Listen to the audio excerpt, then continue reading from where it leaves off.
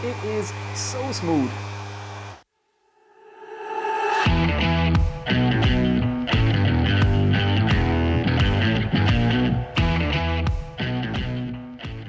What's happening, everyone? Welcome back to the workshop. Now, I've bought a new sander. It is the Festool ETS EC155. So in this video, what I'll do is I'll give you guys a quick close-up of it. We'll run through some of the specs. I'll give you my reasons for buying this sander and what other sanders I was considering. And then I'll give you a demonstration of this sander in action. And yeah, you guys can make up your own minds at the end of this video. So without further ado, let's get a close-up of this Festool sander. Okay, so very quickly, this is what you get if you buy this sander. So it comes in the sustainer box. More about that now in a minute. Obviously, then you have your manuals and your warranty and stuff. This particular tool comes with a 3-year warranty and also 3-year anti-theft insurance, which is quite nice because it is quite expensive. There's a sander itself. Like I said, it's the ETS EC155. So it's the 150mm sander with the 5mm stroke. We'll do more about that now in a minute. You also get the plug-it lead, quite generous. It's a 4-meter lead, which is nice, and the plug-it system is absolutely great. I don't know why more manufacturers don't do something similar. And then you get the sanding disc. Now, I'm not the biggest fan in the world of the sustainer boxes. They always feel a little bit flimsy to me. There are better boxes on the market, but they do the job, I suppose. Yeah, so if you've been watching my channel, you guys will know that I actually use the Milwaukee pack-out system, and for my money, that's the best tool storage system on the market for its versatility and its build quality. It's second to none. Followed closely, I would say, by the DeWalt Tough system. I've had some of those boxes, and I found them to be absolutely fantastic as well. Really robust and really rugged. Like I said, I'm just not a big fan of the sustainer. It does the job, but the inside of the box feels like a bit of a something you would get in a Christmas selection box or a biscuit tin. It's that kind of flimsy plastic, and it doesn't really instill too much confidence. But again, it's only a container for your tool, I suppose, at the end of the day. But there are much better systems on the market. And like I said, it's very, very hard to beat the Milwaukee pack-out system, even though it is probably the most expensive system, but it is certainly the best by a country mile. And yeah, I always found these a little bit flimsy. The Bosch is slightly better, but again, it's kind of flimsy plastic. It's nothing like the pack-out system. But yeah, we didn't buy it for the box, we bought it for the sander, so let's get on with the sander. Right guys, a quick look around the sander itself. Then you can see it is a palm type sander, so it can be used one-handed, which is one of the reasons I bought this. Now I'll get into that now in a second, but we'll just quickly run you around it so you can see you have the speed control on the side of it here, 1 to 6.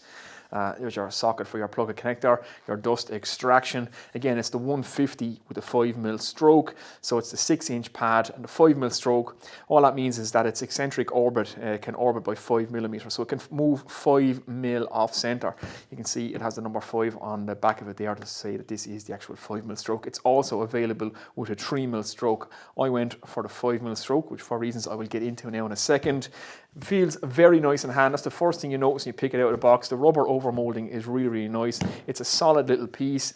It's very comfortable to use one-handed. Another reason why I was looking at this sander, and I think they just put the power button in the right place. So whatever way you're using it, whether you want to use it with your thumb or your index finger, it's nice to switch this on and off. And it's 1 click on, 1 click off, which is really nice as well. So yeah, it feels great in hand. The ergonomics, I think they've got it spot on, whatever way you want to use it, whether you want to use through the handle like that or whether you want to grip it over the top. It's very nice in hand indeed. So not much more to it than that. Let's get into the reasons of why I bought this. Okay, so that's a quick look around the sander itself. We get a little bit more into the specs and stuff when we're using it and when I'm demonstrating it to you guys. But I suppose the big thing is now, why did I buy this sander? Why go out and spend this money on this particular sander? Well, I've had a lot of sanders up until I bought this one. Again, relatively cheap sanders. I've bought 5, 6, maybe 7 of them. They all broke. All our dust collection wasn't great, and the finish you get with them wasn't too good either. I thought it was time to invest in a premium sander, especially since I'm putting more and more work into my projects. Things like my oak resin table and stuff. Trying to get a really beautiful finish on that was quite difficult with cheap sanders, and I'm a big believer in my professional life as an electrician as buy once, cry once, or you know, buy once, buy good, buy bad, buy twice, that, all those kind of mottos. And when it comes to this kind of work now, I wanted to invest in a premium sander. So it put me down to a couple of options. I had a couple of criteria. I said if I was going to spend this kind of money, I wanted a sander that could do everything. That's why I went with the 150mm with the 5mm stroke. A 5mm stroke is a good all-purpose sander. It will do some heavy stock removal, and it will also do a really nice fine finish, especially if you work your way through the grits and keep the speed low. You can get an absolutely beautiful finish with this sander. So it's available in 3mm stroke, like I said, but that's more dedicated to pure finishing. The 5mm stroke is the good all-rounder. So I'm hoping that this will be my sander for everything, my one sander to do it all. I also wanted one that I could use one-handed, which is why I kind of stayed away from the Rotex. They are kind of a two-handed operation to geared sanders. If I was going to go down the Rotex road, I would also certainly consider the Bosch geared sanders. They have some great reviews and they are very competitively priced as well. So looking at that, a 5mm or 150mm disc with a 5mm stroke, palm sander, one-handed use, with really good dust extraction, that brought me down to two sanders. It was either this one or the Mirka Duros. Now, having watched another bunch of YouTubers, such as Peter over at 10 Minute Workshop, Leo at Hand Eye Craft, Rag and Bone Brown, and a few others, they had some issues with the Mirka. They didn't quite like it. They pointed out a few things that kind of put me off. So that kind of left it down to this and this one alone, which is why I decided to get the money together and spring for the Festool. Now, I'm really glad I did. I've been using it a little bit so far, and I have to say how smooth it is, how easy it is to use, the beautiful finish you can get. So I use it on that toolbox that I'm building behind me. Got an absolutely beautiful finish, and one of the most impressive things about this sander is its dust extraction. There was literally no dust on the table or on me, which is what I'm going to demonstrate for you guys now. So let's have a look at what we're going to start sanding with, and we'll get a few more specs on this sander. Okay guys, so this is what we're going to use as our test piece, just as a way of demonstrating this sander in action, just to show you how nice a finish you can actually get. So this is a piece of sapele. It's rough sawn, so this is a rough face. I haven't done anything to it. So we will take this all the way through the grits. We'll start at 60 grit and we'll go all the way to 400 grit, just for a bit of fun and just to see what kind of finish we can get on this. And then I'll show you around the table and on me just how little dust there actually is after we're finished this sanding process. And that to me is worth its weight in gold. It's, like I said, it's one of the biggest reasons I went for this sander was its dust extraction, which is actually exceptional. So I have all the discs here. I have over 100 discs, again, thanks to Festool Vinny. Check out Festool Vinny over on Instagram. He's the Irish rep for Festool. He sorted me out with 100 sanding pads. The tool I bought and paid for myself. So this is, like I said, it's not sponsored content, and I bought the tool myself. But Vinny sorted me out with a few sanding pads. So we're going to take it through all the grits. I'll show you dust extraction in action, and I'll give you guys a look at the finish that we can achieve with this sander. So let's get on and do it. Okay, so let's get set up to start doing this. So first thing we want to do is plug it in, and like I said, it comes with the plug it connection, which is a great connection. It's just, you just plug it in and twist it clockwise to lock it in place. A really nice feature on all these Festool tools, and I don't know why more manufacturers don't do something similar, because it's quite nice. Now I actually have a full video, guys, on how to make your own quick connect with dust extraction. If you guys want to check that out, I can use this with all my other power tools. The dust port is you know, it's designed to go onto the Festool dust extraction, but this one will fit onto it as well. You guys have been asking me in multiple videos, what am I actually using? This is actually a DeWalt hose. This is just a generic rubber reducer that I have in the end of it. It seems to fit onto most of my tools, so that's all it is. You can get these things online, just kind of the rubber type reducers, and you kind of have to bodge. When you're using lots of different manufacturers and brands, you have to bodge your fittings. There's no secret to it. Just get the best you can. That kind of covers as many as you can, I suppose. Now, let's get a sanding disc on this. So we're going to start off with the 60 grit. So straight on, just line up our holes. The nice thing about these Festools is they have a really nice hole pattern for dust extraction. Another thing you'll notice about this is just how good a grip it gets onto that sanding pad. It really does lock it on, which is really impressive. And a great thing about it is just how smooth and how quiet it is. You do not require any hearing protection when you're using this tool. That's on its highest setting there, and it's not too bad at all. again, one button on and off. I should just say this is the 240 volt version. It's also available in 110. It's at 6,000 to 10,000 RPM. The 150 with the 5mm stroke, like I said, and it weighs 1.2 kilos. So that's the spec. So let's get on and get this done now. I am still going to wear a dust mask just in case, even though the dust extraction is exceptional, and I'm going to use my hearing protection just because my dust extractor is so noisy. So let's get on it.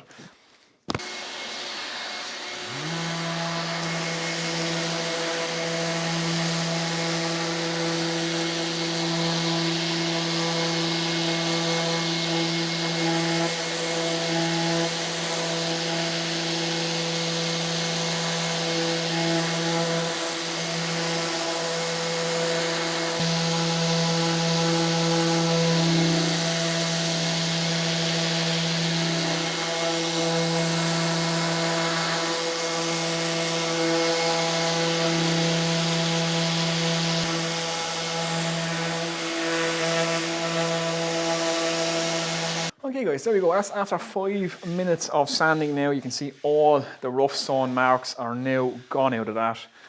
So that's taken down to 60 grit. So we've just removed all the heavy scratch marks and all the heavy cut marks left over from the mill. Now, I would never use my sander probably for this kind of work, but that sander can absolutely do it. It did it in about 5 minutes. Like I said, I would use a hand plane, or I would put this through my planer thicknesser first. But just to show you that this can actually do that kind of stock removal in no time at all using a 60 grit pad. Now, a nice thing about it as well, I should just point out that it has a brake function, so you can see go to the highest speed. It has a brake on it, which is really nice. Now, this is another thing I want to point out to you guys is just look, there is no sawdust. All there is around the edges is just some of the frayed edges from the rough cuts. So there's a bit of wood fibers on the tabletop, but there's absolutely little or no sawdust there, and there's absolutely no sawdust on me so far. And that was with heavy stock removal. Now let's take this up to a fine finish. So next 80, 120, we'll do 160, 180. We'll take it all up to 400 just for the laugh. We'll get a nice light on this, then we look for sewer marks and I'll show you the finish.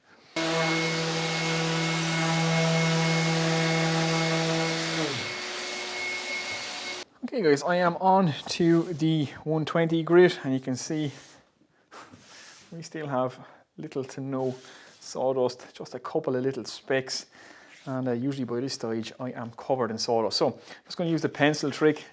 So that's one good way to make sure that you're hitting the entire area of a board. Just take a pencil and lightly scribe on down, just cover the whole board, and when all the pencil is removed, you know you've hit all the areas. So what I'm actually going to do now is I'm going to remove this pencil in real time, just to show you guys how much this can remove and how quick it is.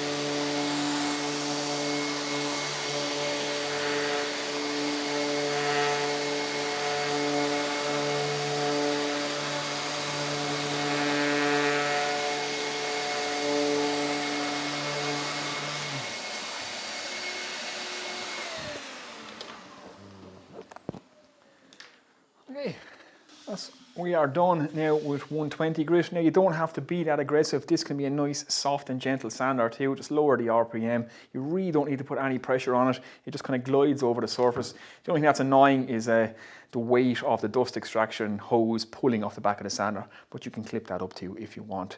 But there you go, one pass with 120 grit. It took seconds. And so I'm going to move my way onto the grits now. I'll give you guys a nice close-up of the finish that we achieve, and then we can test for how much dust we created.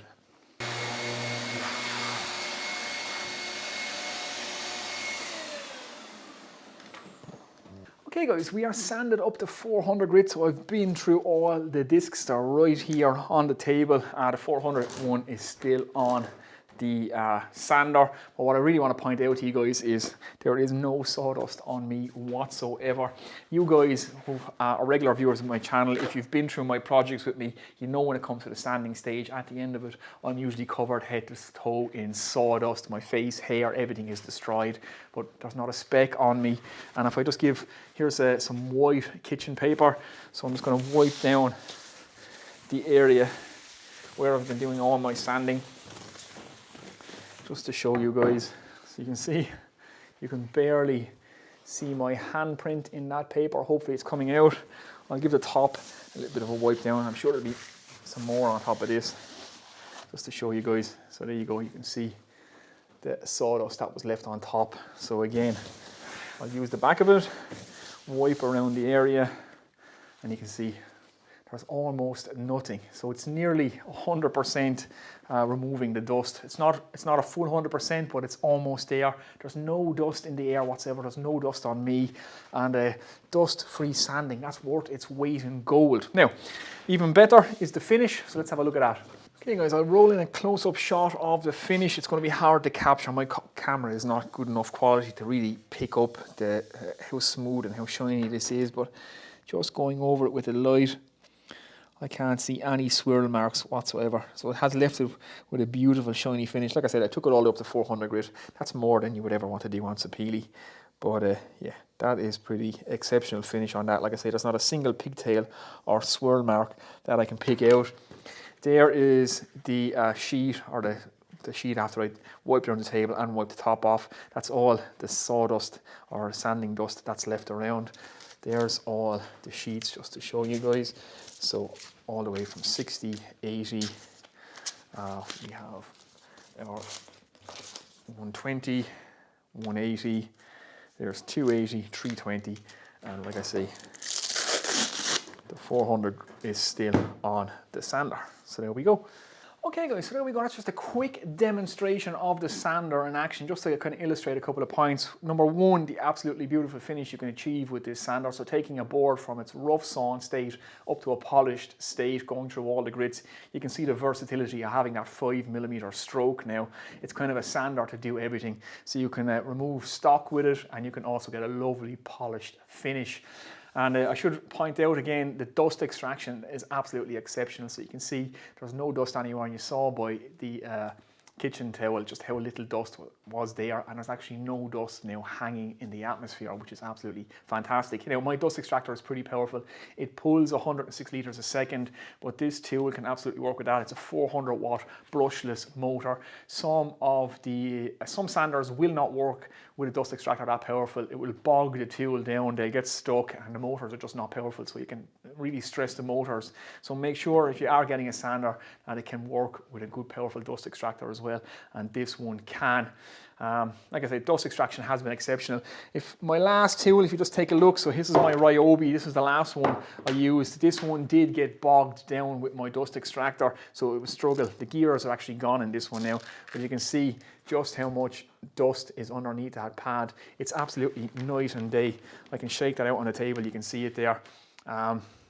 There's no competition, I suppose, with the dust extraction between this, and that was one of my biggest things. And that's actually using the Mercury Abranet disc. These are meant to be the best for dust extraction. I don't recommend them, guys. I have bought them and used them. They're grand on flat surfaces, but as soon as you go over the edge of anything, they just tear themselves to pieces and they don't last. So I don't think they're worth the money. That's just as a little aside. But yeah, there we go, guys. Any negatives? I suppose the biggest one is the price. Again, I paid 600 euros for this sander. That's quite a lot of money for a sander. You really think about it, it is a kind of an investment, but when you can see its dust extraction capabilities and the finish you can get with it, and hopefully this will last a long while as well. So I have about 600 euros worth of broken sanders. So, you know, buy once, cry once, as they say. If I get 15 years out of this, then it will have paid for itself. And I'm hoping that's how long they last. I've not seen anybody complain about the reliability issues of these particular sanders as of yet. Again, I suppose another negative, I'm not really a big fan of the sustainer box. It's only a little gripe, but it is a little bit lucky dip. It is like the inside of a biscuit tray. that cheap plastic, and it's kind of flimsy. And because this is such a premium tool, a little bit more of a premium box, something like the Milwaukee, I suppose, pack out would be quite nice, but it's just a small gripe. Again, the tool is more important than the toolbox, as they say. So yeah, there you go, guys. Anything else? I suppose you can't change this from 150mm to the 125mm disc like you can with the Mirka Deros. You actually have to go and buy the 125mm version of this if you want to change the disc size. This comes with a medium pad on it.